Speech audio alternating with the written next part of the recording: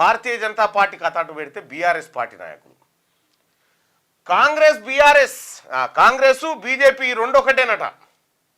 ఎవరన్నా నమ్ముతారా? ఎవరన్నా నమ్మి ముచ్చటనేనా? మొన్న ఢిల్లీకి పోయింది ఎందుకు?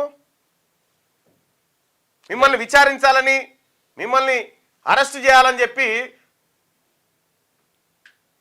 ప్రభుత్వం ఫైల్ గవర్నర్ గారికి పంపితే గవర్నర్ గారి దగ్గర 20 రోజుల నుంచి ఎట్లా పెండింగ్ ఉంటుంది? దేనికోసం పెండింగ్ ఉంటుంది అనేది కాంగ్రెస్ పార్టీ వాళ్ళు అడుగుతున్నటువంటి ప్రశ్న.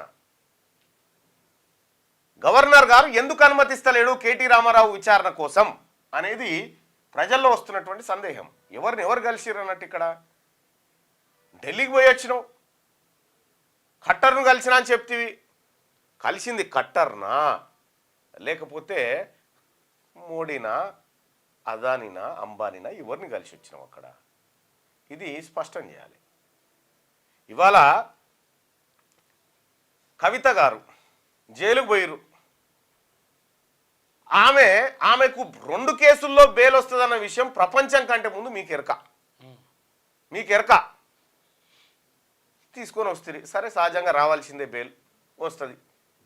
కానీ ఇన్ని విషయాలు మీకు ముందే ఎట్లా తెలుస్తా ఉన్నాయి? మరి ఇది భారతీయ జనతా పార్టీ బీఆర్ఎస్ రెండు ఒక్కటే.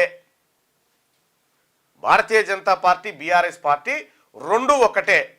బట్టగాల్చి కాంగ్రెస్ పార్టీ మీద వేసి ఇలా మా నాయకుడు రాహుల్ గాంధీ గారు క్లియర్గా అదానిని అరెస్ట్ చేయాలని చెప్తా ఉన్నాడు. మీరు చెప్పురు ఫస్ట్ ఆ మాట.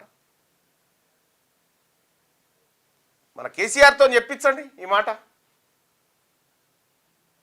అందుకోసమే అదానిని అరెస్ట్ చేయాల్సిందే. ఈ సెబీ డైరెక్టర్ గారు ఎవరైతే ఉన్నారో ఆమె, ఆ తర్వాత ఈ హిండెన్బర్గ్ రిపోర్ట్లు, వీటన్నిటి మీద జాయింట్ పార్లమెంటరీ కమిటీ వేసి విచారణ చేయాల్సిందే. మన ఐటీలు, మన ఈడీలు చలికాలం అని బజ్జుకొని ఉంటాయి. ఇక సామాన్యుల మీద, భారతీయ జనతా పార్టీకి వ్యతిరేకంగా ఉన్న వాళ్ళ మీద, వీటి మీద పనిచేస్తూ ఉన్నాయి. అవి ఇది 100% ఆరోపణే, మేము చేస్తున్నటువంటి ఆరోపణ. మీరు తెలుగులో అనర్గళంగా రాయగలరా? స్పష్టంగా మాట్లాడగలరా? మాటలకు తగ్గట్టు అభినయించగలరా? అయితే ఇంకెందుకు ఆలస్యం? క్యూన్యూస్ మీకు ఒక మంచి అవకాశాన్ని ఇస్తుంది. క్యూన్యూస్ లో పనిచేయటకు లేడీ యాంకర్స్ కావాలను సంప్రదించవలసిన నెంబర్ 8688926084. QNewsAds@gmail.com ను సంప్రదించండి. లైక్ చేయండి.